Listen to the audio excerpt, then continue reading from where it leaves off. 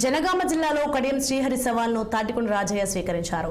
15 ఏళ్లు కడియం శ్రీహరి మంత్రిగా ఉండి చేసిన అవినీతి చిట్టా విప్పుతానని తాటికొండయ్య రాజయ్య నిపుణులు జరిగారు.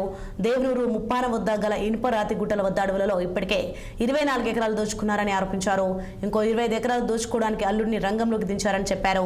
నజీర్ మాఫియా స్టేషన్ గన్పూర్ నియోజకవర్గంలో అనేక ఆగడాలకు భూ కబ్జాలకు పాల్పడుతున్నారని, అవన్నీ బయట పెట్టడానికి తాను సిద్ధంగా ఉన్నానన్నారు.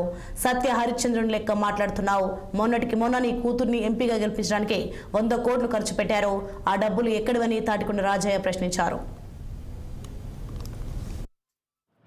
కడియం శ్రీహరి గారు, నిన్న మీరు విసిరిన సవాల్ను నేను స్వీకరిస్తున్నా. గణపురం నియోజకవర్గంలో 15 సంవత్సరాలు క్యాబినెట్ మంత్రిగా ఉండి నువ్వు చేసిన అవినీతి మొత్తాన్ని కూడా నీ చిట్టా ఇప్పటానికి సిద్ధంగా ఉన్నా. ప్రత్యేకంగా నేను 2 అంశాలు తీసుకున్నా. ఒకటి, దేవనూరు భూముల విషయంలో హనుమకొండ జిల్లా మొత్తానికి ఏకైక ఫారెస్ట్ దేవనూరు ముప్పారం వేలేరు ప్రాంతంలో ఉంది, ఇనుపరాతి గుట్టలో. అక్కడ ఇప్పటికే నువ్వు 24 ఎకరాల భూమిని దోసుకున్నావు.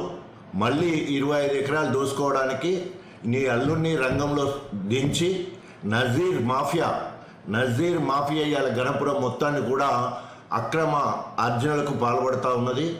అదేవిధంగా కాంట్రాక్ట్ బిల్లులు ఇప్పించడానికి వివిధ మండలాల్లో భూ కబ్జాలు చేసుకోవడానికి ప్రయత్నాలు జరుగుతూ ఉన్నాయి. ఇవన్నీ కూడా బయటపెట్టడానికి నేను సిద్ధంగా ఉన్నా. అంతేకాకుండా నువ్వు ఏదైతే మాట్లాడినావో దళిత బంధు విషయంలో, నువ్వు దళిత ద్రోహిగా ముద్రపడ్డది.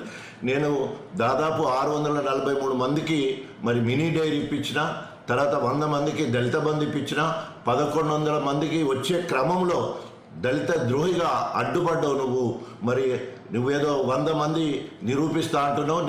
నువ్వు నిరూపిస్తే నేను సిద్ధంగా ఉన్నా. నువ్వు ఇచ్చిన సవాల్కు ఎక్కడ కూడా అవినీతి జరగలే, ఏ ఒక్కరు కూడా నాకు వచ్చి పైసలు ఇవ్వలేదు. ఆ విషయంలో